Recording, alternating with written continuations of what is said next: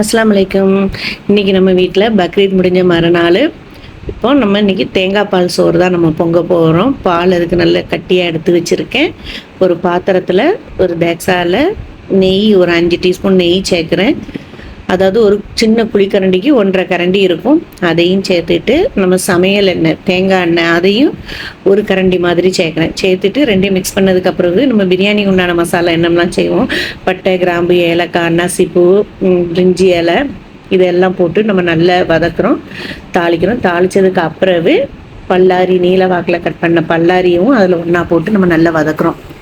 பல்லாரி போட்டதுக்கு அப்புறம் நம்ம இஞ்சி வெள்ளைப்பூடு பேஸ்ட்டையும் அது கூட ஒன்றா சேர்த்து வதக்குறோம். அப்போனா நமக்கு அடி பிடிக்காமல் இருக்கும். இப்போ அது கூட பச்சை மிளகாவையும் ஒன்றா போட்டு நம்ம வதக்குறோம். இதெல்லாம் நல்லா வதங்கினதுக்கப்புறம் சிம்மில் வச்சே வதக்குங்க. இது கூட நம்ம முந்திரி பருப்பு, கிஸ்மிஸ் இது இருந்ததுனால அதையும் அதோட ஒன்றா போட்டுட்டு அதையும் வதக்குங்க. நல்ல டேஸ்ட்டாக இருக்கும்.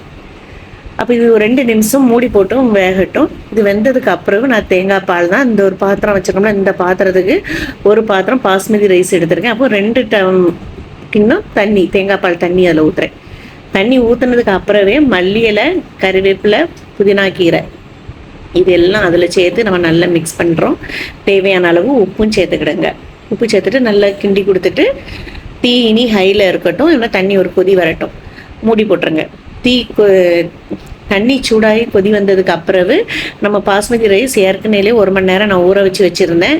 அதையும் கழுவி எடுத்துட்டு அதையும் அதில் போட்டு தட்டிட்டு கொஞ்சமாக பார்த்து மெதுவாக ஸ்பூன்ட்டை எடுத்தேன். அதுக்கப்புறம் சரி வரலன்ட்டோன்னு கைட்டே எடுத்து தட்ட ஆரம்பிச்சிட்டேன்.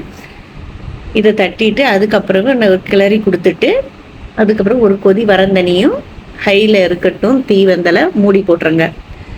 ஒரு கொதி வந்ததுக்கு அப்புறவு தீயை வந்தலை சிம்மில் வச்சுருங்க. சிம்மில் வச்சுட்டு ஒரு கிண்டி கொடுத்துட்டு அதுக்கப்புறம் மூடி வச்சுருங்க. ரொம்ப கிண்டிகிட்டு இருக்காதீங்க.